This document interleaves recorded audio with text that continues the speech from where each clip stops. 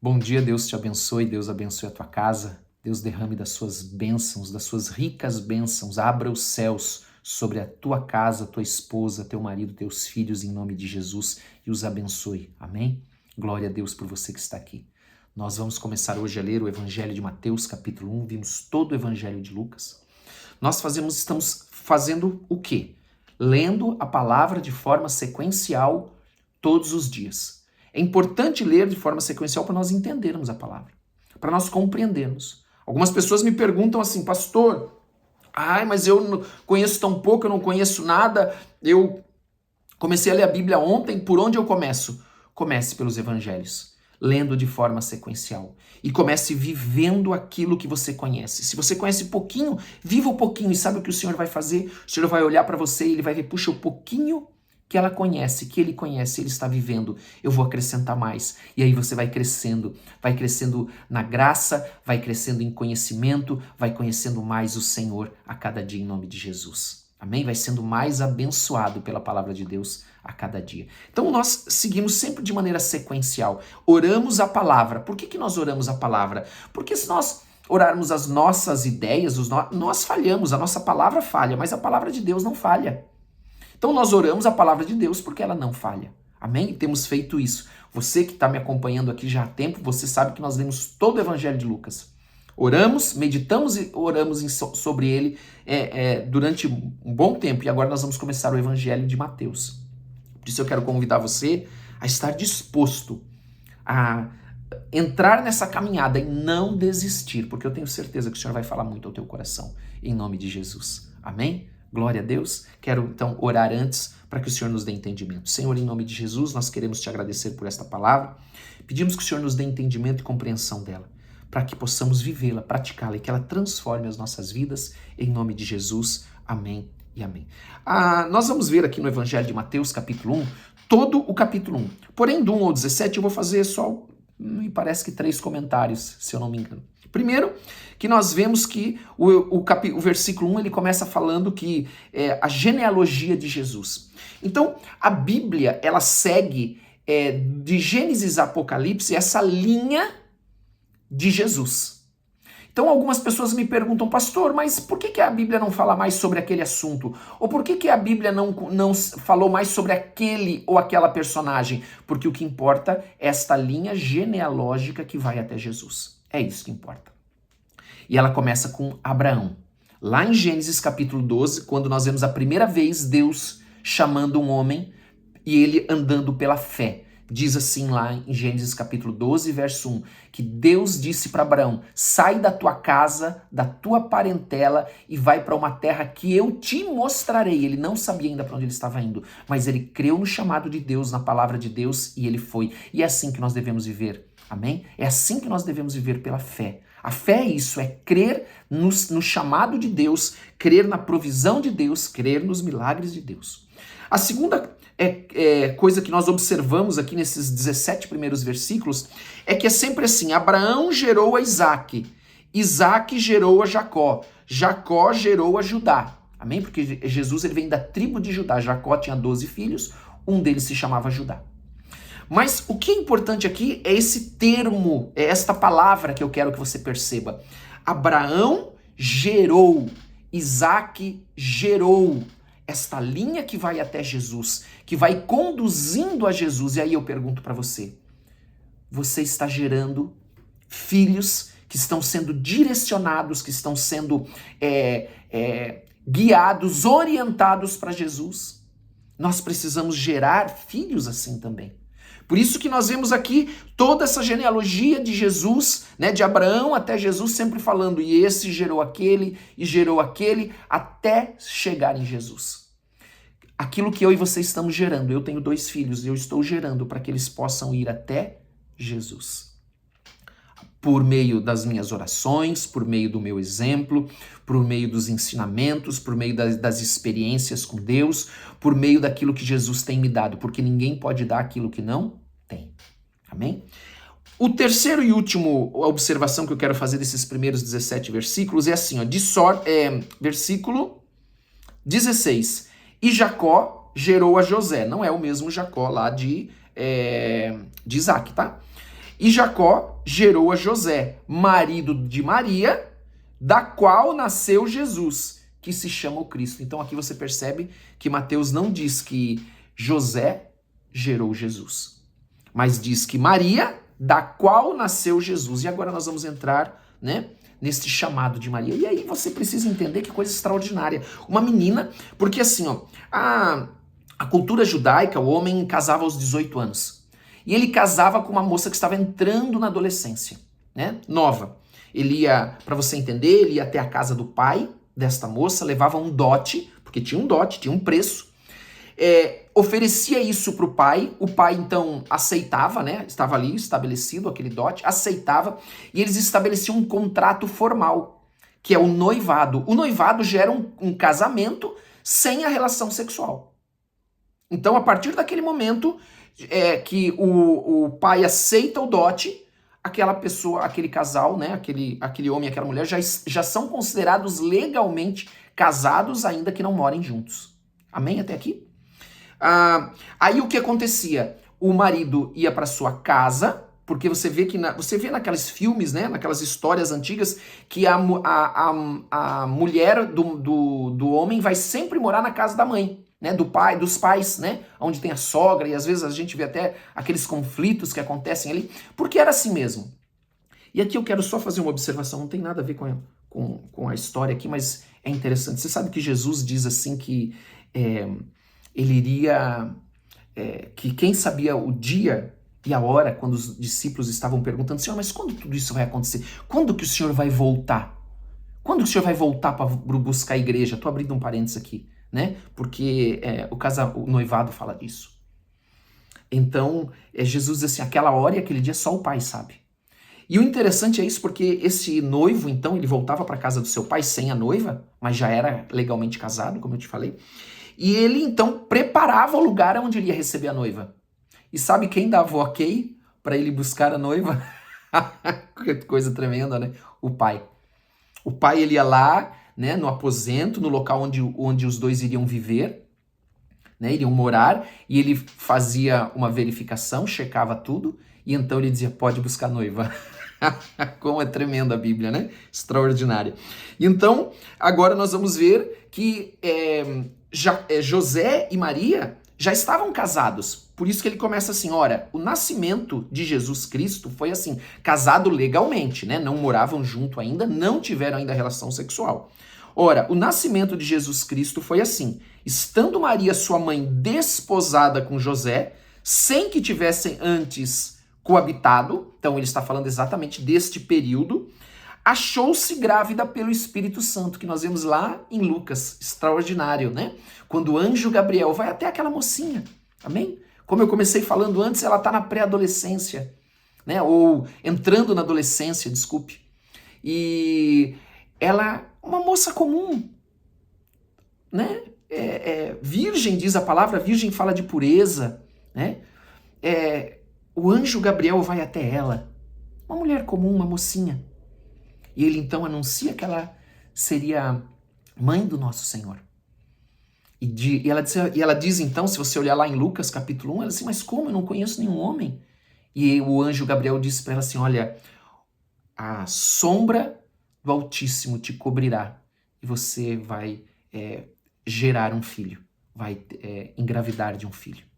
Né? Engravidar, né? Enfim, engravidar de um filho. Amém? E aí ele diz assim que achou-se grávida pelo Espírito Santo, né? Espírito Santo, Espírito de Deus, amém? É a terceira pessoa da Trindade, são um só. Mas José, seu esposo, sendo justo, olha, e quando a Bíblia fala que o sujeito é justo, é porque é justo, né? Senão ela não falaria, não ia mentir a respeito de José, né? A palavra de Deus que é a verdade, ela não vai ter uma mentira. E não querendo infamar Maria, porque ele viu ela grávida e disse, meu Deus, ela tá grávida, não quero mais casar com ela. A verdade é essa, né? Resolveu deixá-la secretamente. O que é deixá-la secretamente? É romper este contrato sem que ninguém soubesse. Então ele resolveu romper esse contrato sem que ninguém soubesse para não infamar Maria, porque ele não queria o mal dela. Ele não queria que ela fosse, por exemplo, uma mulher pega em adultério, ela era apedrejada. E ela, como já tinha um contrato de como noiva de casamento, né, ela já era legalmente casada, só não moravam ainda junto, ela seria apedrejada e José não queria isso.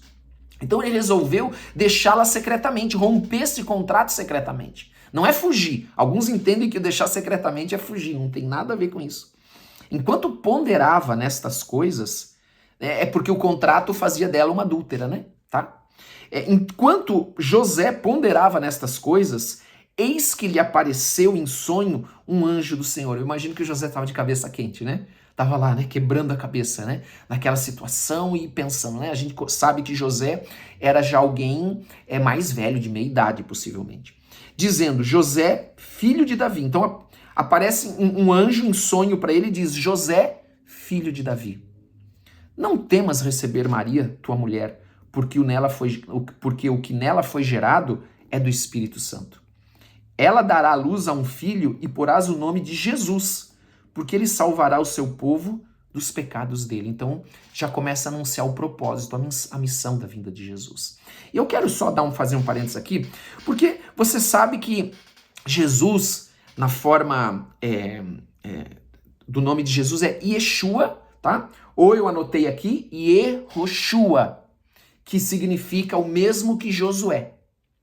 E esse significado, e nome de Jesus também, deixa eu falar uma coisa para você, o nome de Jesus era um nome comum, tá? Porque significa o Senhor salva. Então era um nome comum também. Interessante quando nós falamos sobre esse assunto e por que eu quero falar sobre isso, porque tem uma discussão que eu vejo muito na internet, não, o nome de Jesus é esse, tem que usar esse nome, tem que fazer isso, tem que fazer... Não tem que fazer nada disso, não caia nessa esparrela aí de que, se não chamar de Yeshua, Yehoshua, seja lá o que for, sabe, tem mais poder ou tem mais autoridade. Bobagem.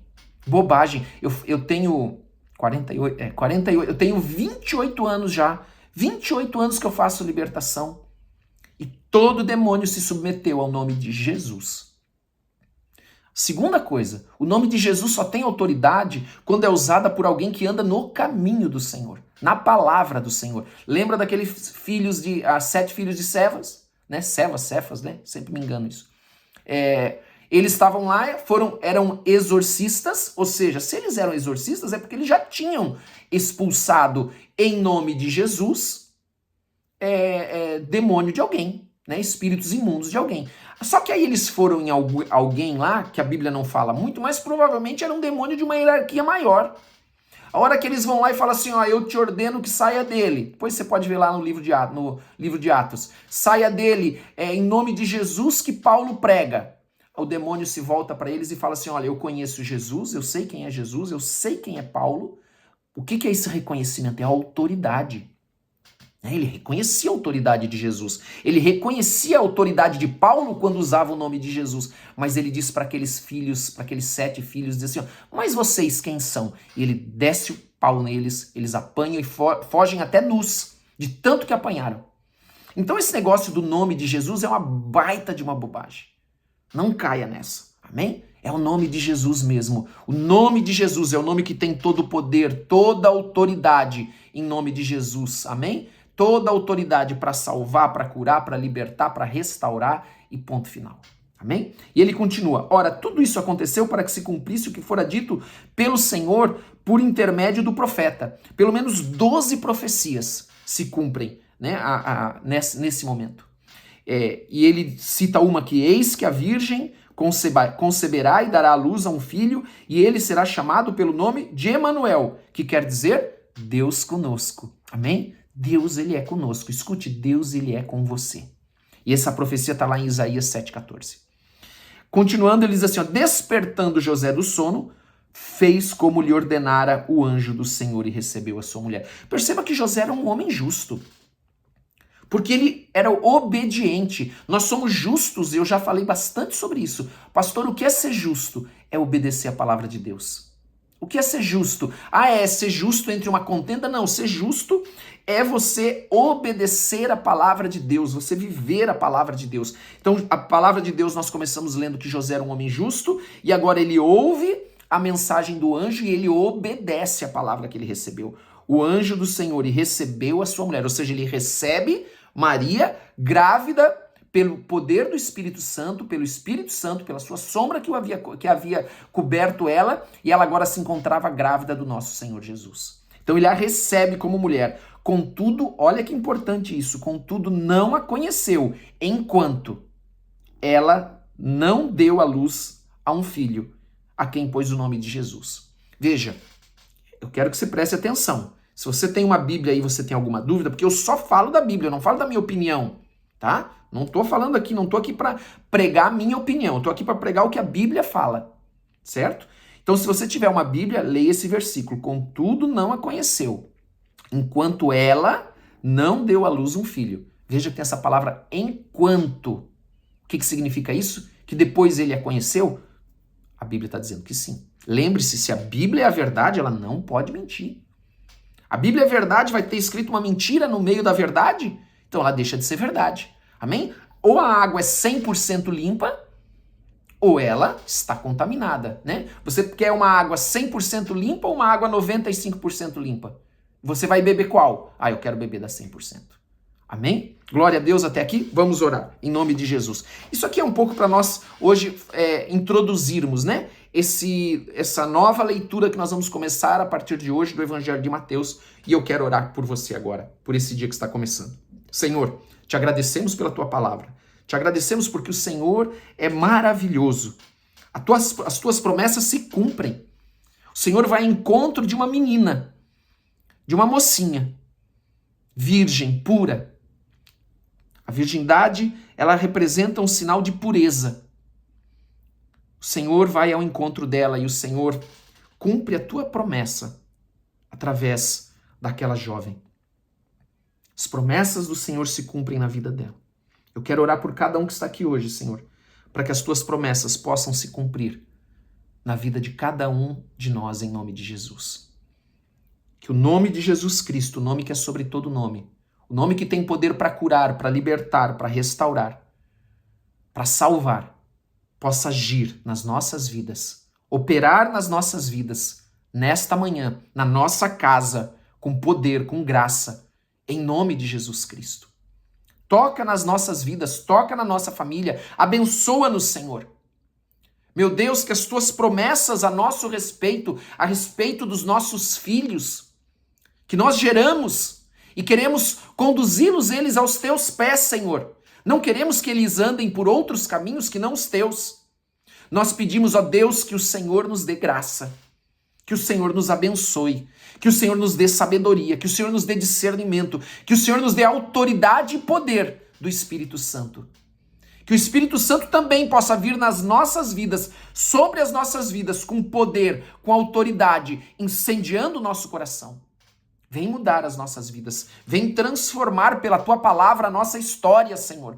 Porque quando Jesus nasceu, preste atenção, esta é a palavra para você. Jesus nasceu para mudar a história. Jesus no teu coração, ele está aí para mudar a tua história, mudar a história da tua vida, da tua casa. Ele tem poder para fazer isso, para que haja um antes e um depois. Porque depois que Jesus nasceu, hoje nós contamos a história como antes e depois. E agora há um depois para a tua vida, um depois de Cristo, com bênçãos, com promessas, com vida, com abundância, em nome de Jesus Cristo. Não creia, ou melhor, não creia que Jesus veio para que tudo continue da mesma maneira. É mentira do diabo.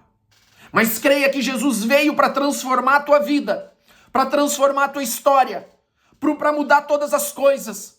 Para tocar no teu casamento, tocar na tua saúde, tocar nos teus filhos, tocar em todas as áreas da tua vida, financeira, trabalho, em tudo, e te abençoar e mudar a tua vida, para que você seja sal e luz nessa terra, em nome de Jesus, para que haja um antes e um depois na vida da Maria, do João, do José, do Pedro, do Carlos, em nome de Jesus, em nome de Jesus. Jesus veio para a tua vida para que haja um antes e um depois na tua vida. E diga o teu nome em nome de Jesus. Diga isso. O Senhor Jesus veio para a minha vida, para mim, para que haja um antes e um depois em nome de Jesus Cristo. Em nome de Jesus Cristo. Aleluia. Aleluia. Se você crê nisso, se agarre à palavra de Deus. Tome posse da palavra de Deus. Viva a palavra de Deus. Coma a palavra de Deus. Em nome de Jesus. Em nome de Jesus. Amém? Se você crê, que seja feita conforme a tua vontade em nome de Jesus Cristo. Porque o Senhor, ele não arromba a porta. O Senhor, ele espera nós abrirmos. Amém? Que Deus te abençoe. Que você tenha um dia abençoadíssimo em nome de Jesus. E que o Senhor derrame da sua graça em nome de Jesus Cristo. Não esqueça de dar like, não esqueça de compartilhar e não esqueça de colocar nos comentários o teu pedido de oração em nome de Jesus. Amém? Deus te abençoe.